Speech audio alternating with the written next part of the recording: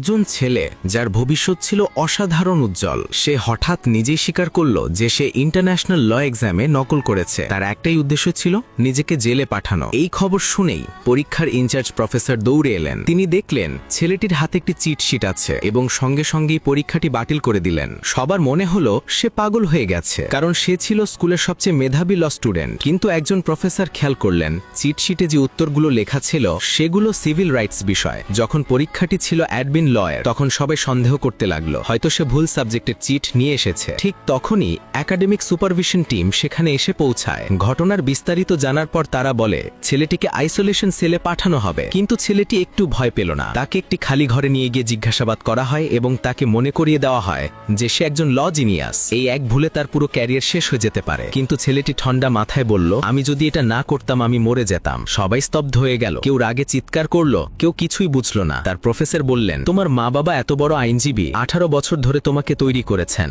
যেন তুমি পরিবারের নাম উজ্জ্বল করো, আর তুমি নিজে নিজের ভবিষ্যৎ ধ্বংস করে দিচ্ছ। কিন্তু ছেলেটি জানতো এটাই ছিল একমাত্র পথ দেশের সবচেয়ে বড় ল ফার্মে ঢোকার। ঠিক তখনই সেই ল ফার্মের এক পার্টনার সেখানে এসে পৌঁছালেন। সবাই ভাবলো তিনি হয়তো ছেলেটিকে বাঁচাতে এসেছেন, কিন্তু তিনি সবাইকে অবাক করে বললেন, এই ছেলেটি ইতিমধ্যে আমাদের ল ফার্মের অফিসিয়াল লয়ার। কেউ বিশ্বাস করল না যতক্ষণ না তিনি ডকুমেন্টস দেখালেন। তিনি জানালেন ছেলেটি শুধু কোম্পানির স্টার লয়ার নয়, বরং গত কয়েক বছর ধরে সে প্রতিটি কেস জিতেছে এবং তার লিগ্যাল স্কিলস অসাধারণ। শিক্ষকেরা যখন কাগজপত্র দেখলেন তখন জানতে পারলেন ছেলেটির কাছে বিশ্বের একমাত্র স্পেশাল ল লাইসেন্স আছে, যা তাকে করে তুলেছে সবচেয়ে ক্ষমতাশালী আইনজীবী। এইটা শুনে সবাই চুপ হয়ে গেল। মনে হলো হয়তো কেউ তাকে ফাঁসিয়েছে। তখন সুপারভিশন টিমের হেড বললেন, তুমি যদি বলো যে তুমি নকল করোনি, আমরা তদন্ত করে সত্য বের করব। কিন্তু ছেলেটি প্রত্যেকটি সাহায্য ফিরিয়ে দিল এবং আবার বলল, হ্যাঁ আমি নকল করেছি। সবাই হতাশ হয়ে পড়ল। ঠিক তখনই তার মা বাবা সেখানে এসে পড়লেন। মা কাঁদতে কাঁদতে তার হাত ধরে বললেন, তুমি এটা করলে কেন? কিন্তু ছেলেটি চুপ রইল। রাগে বাবা বললেন, আমি বিশ্বাস করিনি যতক্ষণ না নিজের চোখে দেখেছি। তারপরে এক চড় মারলেন। সেই মুহূর্তেই ঘরে অনেক সাংবাদিক ঢুকে পড়ল এবং প্রশ্নের বৃষ্টি শুরু হলো।